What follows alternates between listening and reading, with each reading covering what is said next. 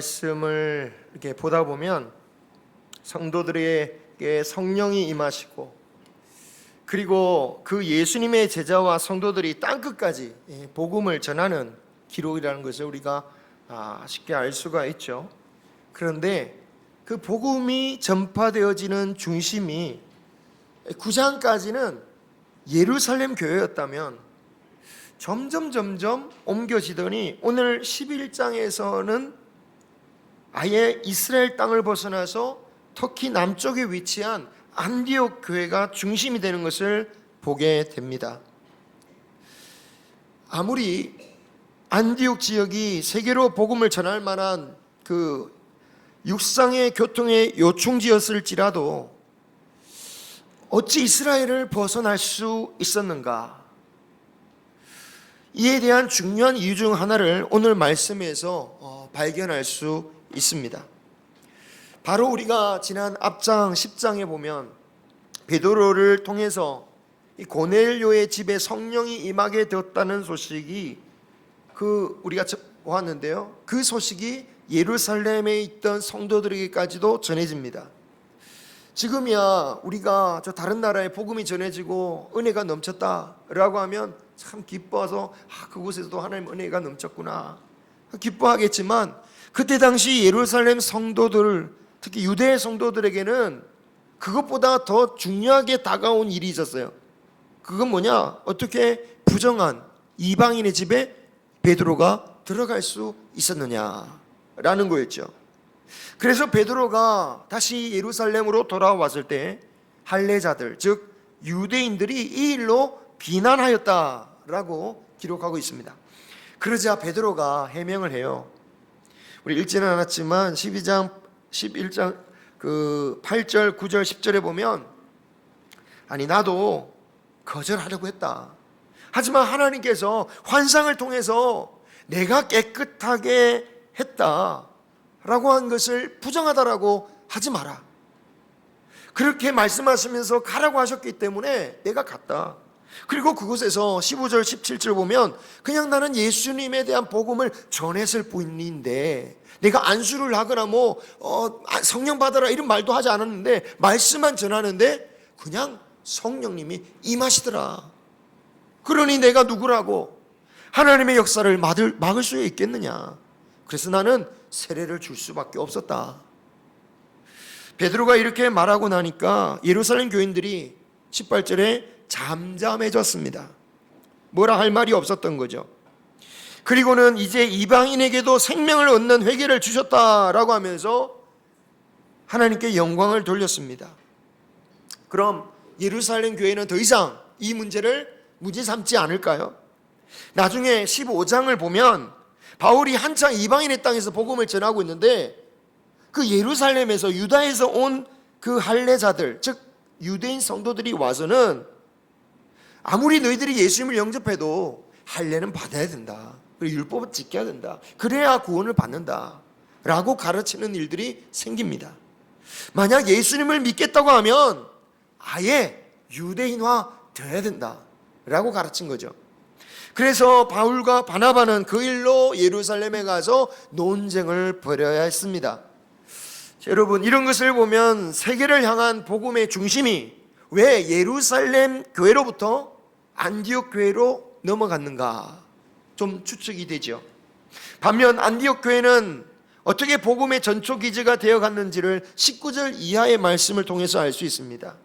19절에 보면 스데반의 그 순교로 시작된 핍박 때문에 흩어졌던 성도들이 베니게, 즉 지금은 페니키아라고 불리는 이스라엘 바로 위 지중해 연안 지역, 그리고 이스라엘과 소아시아 터키 사이에 있는 섬인 구브로, 지금은 키프로스라고 부르기도 하고 사이프러스라고 부르는데요, 그 섬, 그리고 터키 남쪽에 있는 안디옥까지 흩어졌는데 이 흩어진 유대인들이 누구에게만 복음을 전했다고요? 19절을 보니까 유대인들에게만 전했대요. 그러니까 여전히 이방인들에 대해서 복음을 전한 것을 꺼림칙했다라는 거예요. 그런데 그렇게 해서 복음을 전해받은 구브로와 구레네 몇 사람이 안디옥에 이르러서 헬라인에게 복음을 전했다라고 20절에 기록되고 있죠. 여기서 구브로와 구레네의 몇 사람이란 그 땅에서 복음을 받았던 유대인들, 즉 이 디아스포라에 해당되는 그곳에 살았던 유대인들이 아무래도 이방인들에게 훨씬 더 열려있는 사람들이라 이방인들에게 꺼리낌 없이 복음을 전했던 것 같아요. 그리고 그 결과로 21절에 주의 손이 그들과 함께 하셔서 수많은 사람들이 믿고 주님께 돌아오는 역사가 일어나게 됩니다. 그러니까 이 사건은요 좀 특별해요. 이제까지는 예루살렘으로부터 복음이 전해진 거잖아요. 예루살렘에서 흩어진 성도들을 통해서 복음이 막 전해졌는데, 이제는 이방 땅 자체적으로 즉 복음을 전해받은 사람이 다른 곳에 가서 복음을 전하는 일이 일어난 첫 번째의 사건이다 라고 할 수 있는 것입니다. 자, 당황한 것은 누굴까요? 예루살렘 교회에 있는 사람들이에요. 아니 예루살렘에서 누가 간 적도 없는데 저기 이방인들의 교회가 부흥했다는 소식을 들으니까 도대체 이게 어떻게 이런 일이 가능하냐. 그래서 사람을 보내는데 그 사람이 바나바였죠. 밭을 팔아서 교회에 헌금했던 그 바나바입니다. 4장에서 바나바를 어떻게 소개하냐면 구브로 출신이다. 여기 구브로가 어딘지 나오시죠? 저기 섬. 이 바나바도 역시 헬라파 유대인이었어요. 그래서 그런지 안디옥에 있는 이방인 성도들이 제대로 하나님의 은혜를 받았다라는 것을 알고 기뻐합니다.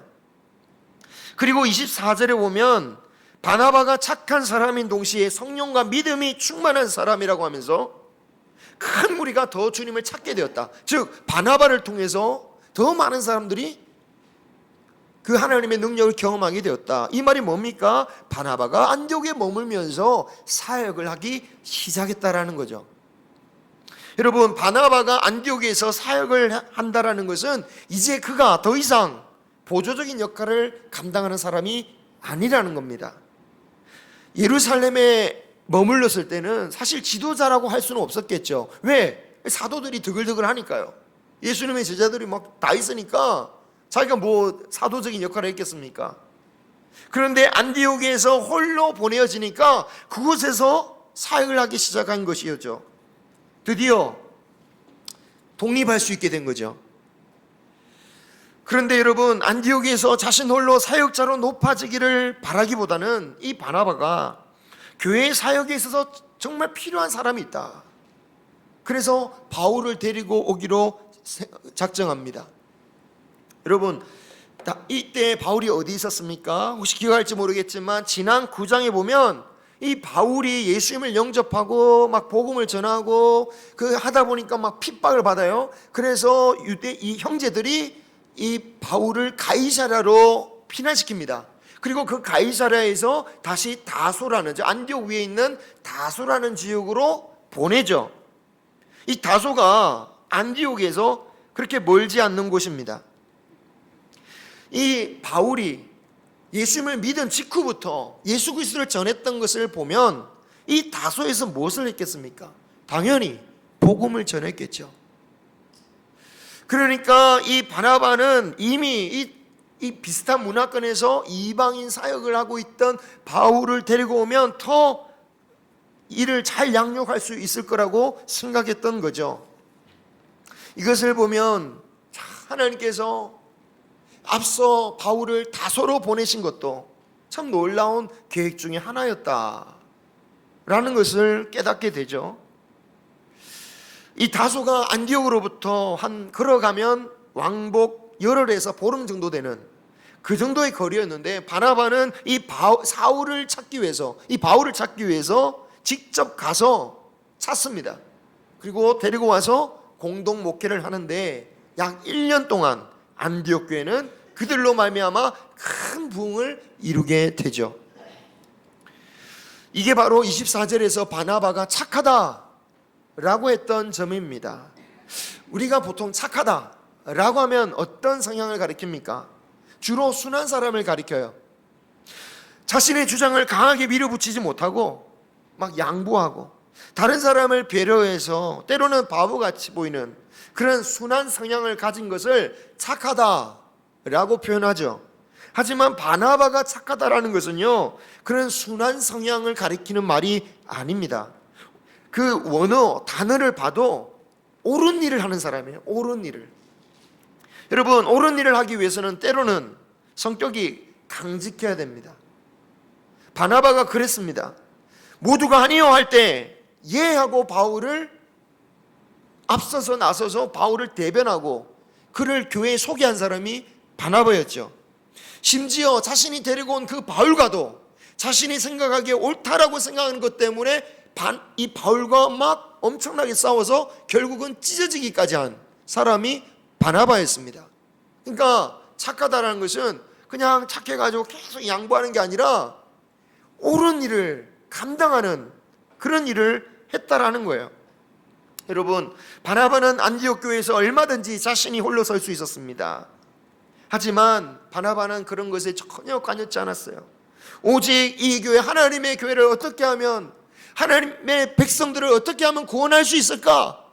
어떻게 하면 더 저들을 양육할 수 있을까? 그 생각 때문에 바울을 데리고 와 양육한 것입니다. 함께 목회한 거죠. 이것을 본따서 공동 목회를 시작하기도 하지만 그러나 이것이 결코 쉽지가 않습니다. 이런 공동 목회를 하려면 누군가는 희생을 해야 돼요. 한국교회도 예전에 공동 목회 붐이 일어났지만 성공한 예가 거의 없습니다. 왜? 누군가는 희생하거든요. 누군가, 성도들은 어쨌든 비교하잖아요. 그죠? 저 목사님이 더 좋다. 저 목사님이 더 저 목사님이 더 신방 잘한다. 저 목사님이 더 너무 마음 편하게 해준다. 힘든 거예요. 이런 선한 일을 감당하기 위해서는 하나님을 위하여, 그리스도를 위하여 자기의 유익을 포기할 수 있는 희생과 섬김의 용기가 필요한 거죠.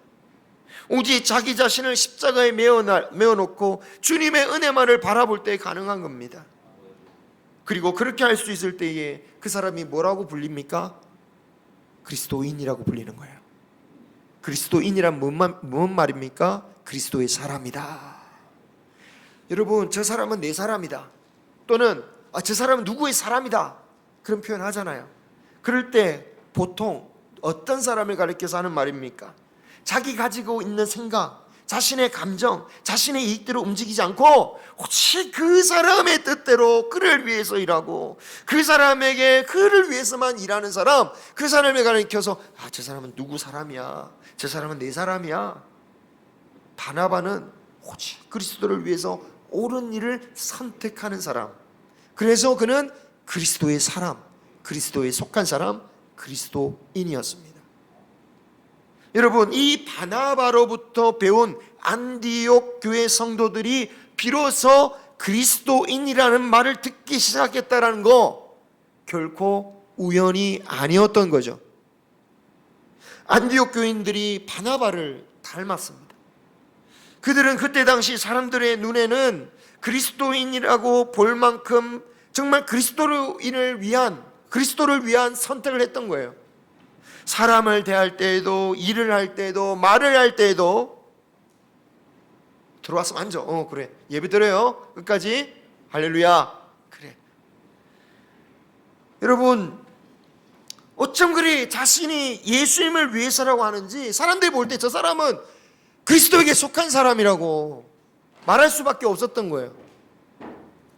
그 모든 것을 예수를 위해 선택하는 사람. 여러분, 세상 우리 마을의 저 북악면에 있는 사람들이요, 아니면 다른 마을에 있는 분들이 우리 마을을 가리켜서 뭐라고 부를까요? 저기는 같은 일을 하는 사람들이야. 아니야, 저들은 특수한 사정 때문에 그냥 모인 사람들이야. 여러분, 우리가 마땅히 분류해야 할 우리의 마을의 정체성은 무엇입니까? 그리스도인이어야 된다는 거죠. 그렇지 않겠습니까? 그 마을 사람들이 보기에 이 마을 사람들은 그리스도처럼 말하고, 입만 떼면 예수님 이야기하고, 뭔가 말을 하다 보면 예수님 때문에 못한다고 그러고, 또 반대로 예수님 때문에 한다고 그러고, 저 사람들은 예수님의 사람들이야. 이것이 얼마나 주님께 영광된 일이겠습니까? 반대로 저기 마을에 사는 사람들이 뭐 예수님을 그렇게 많이 믿는다고? 그래? 근데 왜 그렇게 하지? 이런 말을 듣는다면 참 하나님께 너무 죄송스러운 마을이겠죠.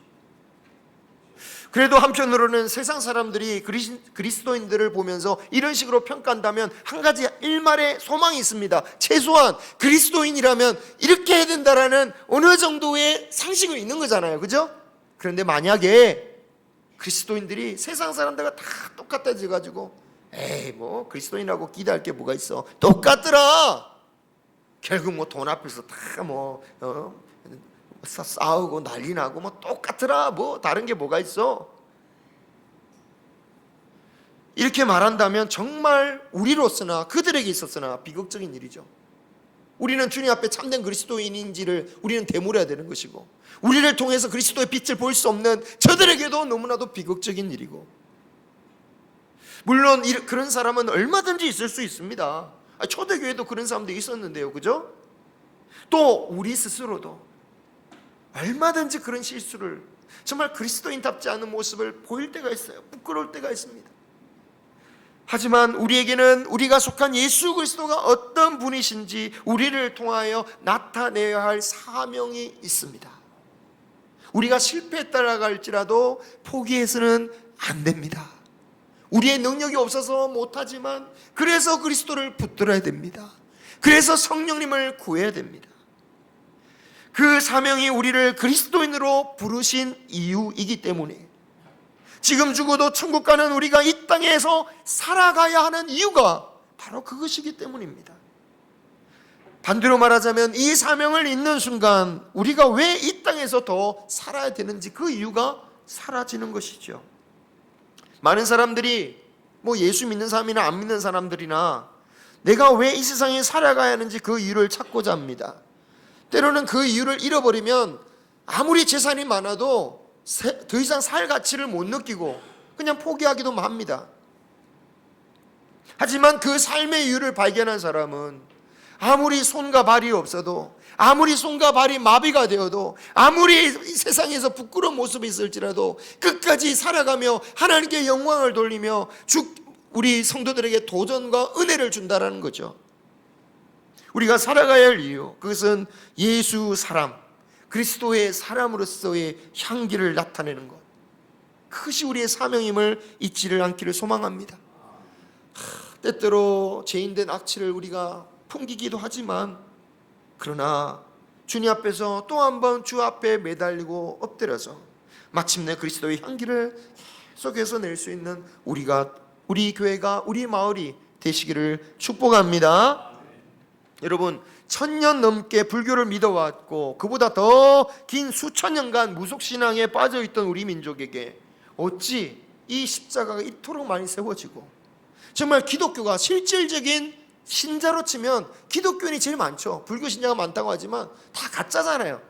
절에 한번 가는 사람이 1%도 안 된대요. 몇 달 동안 절에 가는 사람이 1%도 안 된다는 거잖아요. 실질적인 믿는 사람들은 사실 기독교인이 제일 많을 겁니다. 이렇게 된 이유는 무엇일까? 물론 하나님의 은혜인 줄 믿습니다. 그런데 질문할 것은 왜 똑같은 복음이 들어간 다른 나라 애들에는 그런 은혜가 임하지 않았느냐 말이죠.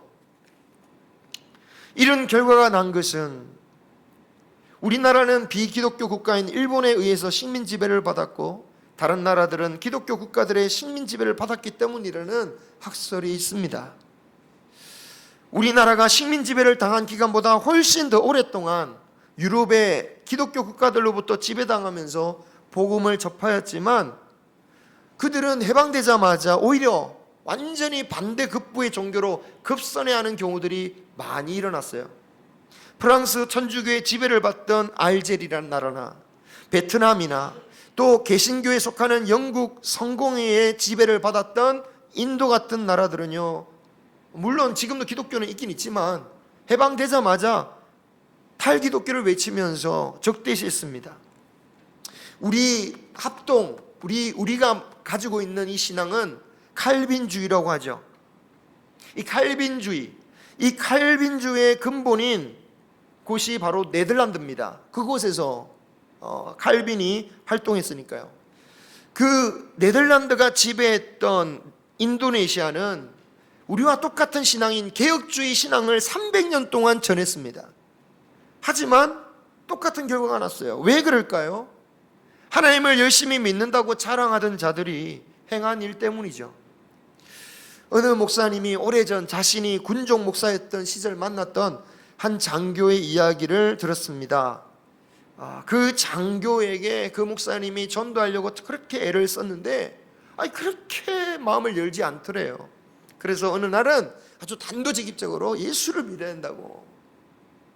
그런데 그랬더니 그 장교가 아주 직설적으로 나는 예수 안 믿기로 작정했다고 말하는 거예요. 도대체 무슨 일이 있었길래 그렇게까지 마음을 굳히냐 물어보니까 그 장교가 대학 시절에 하숙하면서 겪은 일 때문이었습니다.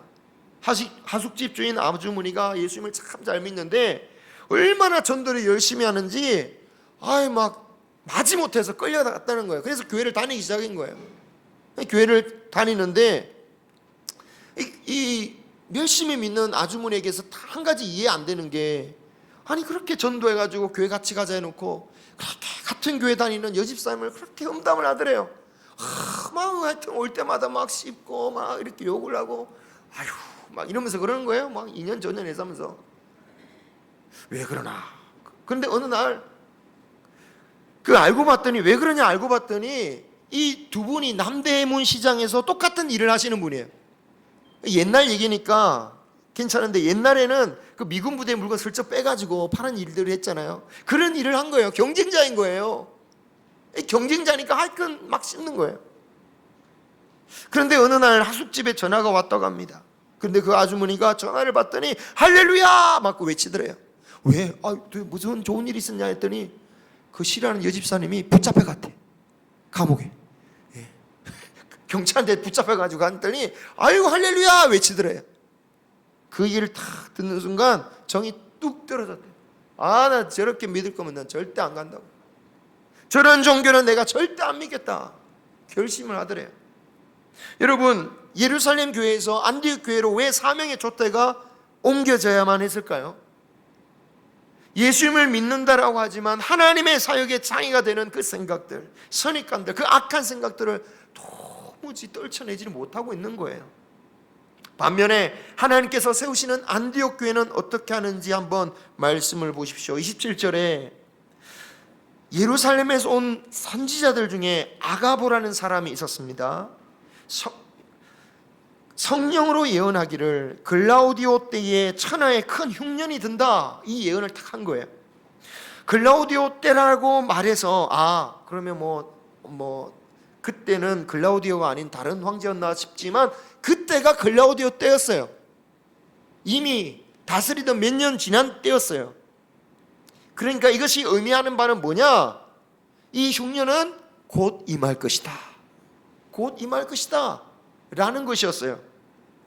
멀지 않은 때에 천하에, 마치 옛날 요셉이 그 애굽에 있었던 때에 천하에 흉년이 든 것처럼 천하에 흉년이 든다고 그런 예언을 들었습니다. 그러면 이 예언을 들은 안디옥 교인들은 어떤 일을 했을까요? 큰일 났구나, 빨리 흉년에 대비해서 저축 좀 해야겠다, 그런 생각하지 않았겠습니까? 그런데 안디옥 교회 성도들이 무엇을 하냐면 예루살렘 교회에 보낼 구제 헌금을 모으기 시작합니다. 왜 예루살렘 교회를 도울 생각을 했을까요? 여러분, 안디옥 교회 성도들은 아직 핍박을 본격적으로 받기 직전이었어요. 일단 지역적으로 터키에 세워진 교회인데다가 이방인들이 주축인지라 유대인들이 핍박할 수는 없었을 테고 로마의 핍박도 아직 시작되기 전이었습니다. 그래서 그들은 각자의 생업으로 어떻게든 먹고 살겠지만 유다의 그 성도들은 사정이 달랐다는 거예요. 유다의 성도들은 지금 유대인들로부터 핍박을 받아서 뿔뿔이 흩어지고 있습니다. 어떤 일을 할 수가 없는 거예요. 먹고 살 만한 일이 없어서 정말 근근히 살아가는 사람들이었어요. 그런데 흉년까지 닥치면 그 예루살렘 성도들이 어떻게 살겠느냐 말이죠. 그러니까 이 예루살렘 교인들을 위해서 힘써서 돈을 모으는 거죠. 어떻게 모읍니까? 우리 50만 원씩 냅시다. 이런 게 아니에요. 각자 힘대로 모았다.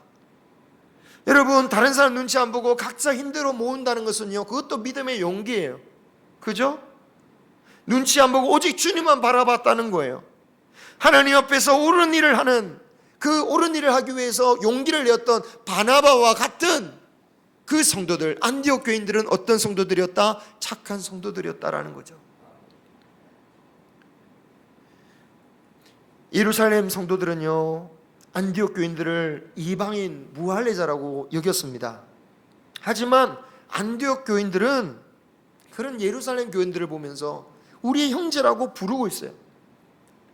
여러분, 이방인들을 인정하지 않는 분위기는 이후에도 바울이 사역하는 내내 문제가 발생하는 것을 보면 쉽게 변할 문제가 아니었습니다. 하지만 안디옥 교인들은 자신들을 그렇게 생각하는 이들이 있는 그 예루살렘 교회를 향하여 힘을 다해 섬기고 있습니다. 같은 민족도 아닙니다. 가까운 관계도 아니에요. 한번 본 것도 아닙니다. 오직 그리스도에게 속한 사람으로서, 그리스도에 함께하는 사람이기 때문에 그리스도인으로서 돕는 거죠. 그리고 그 헌금을 바나바와 사울이 가지고 가서 전하게 했습니다. 참 놀라운 일이죠. 이러한 안디옥 교회에 하나님께서는 이 세계 전도 여행을 위한 기지로 삼으셨습니다. 그래서 바울은 항상 1차, 2차, 3차 복음 전도 여행을 하면서 이 안디옥 교회를 중심으로 해서 갔던 거예요. 그리고 마지막에 순교하기로 작정하고 예루살렘으로 가죠. 안디옥 교회처럼 우리 모두가 하나님의 쓰임을 받는 우리 성도님들이 되시기를 소망합니다. 그리스도인에게 속한 사람으로서 하나님 앞에 영광을 돌리고 축복을 받는 저와 여러분이 되시기를 주님의 이름으로 축원합니다.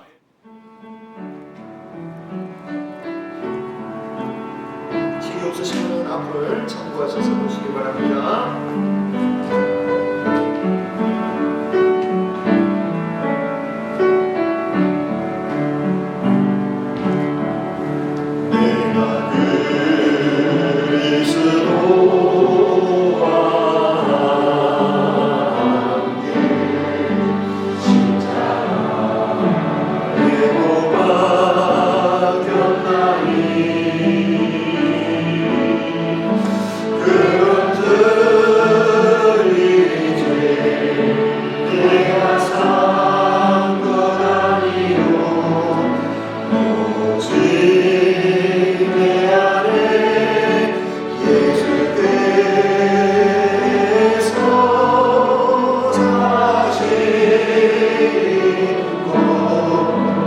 다시 한번 내가 그리스도와 함께 십자가에 못 박혔나니 내가 그리스도와 함께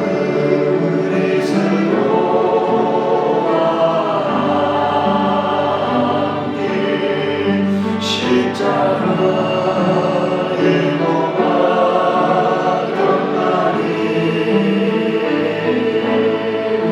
그런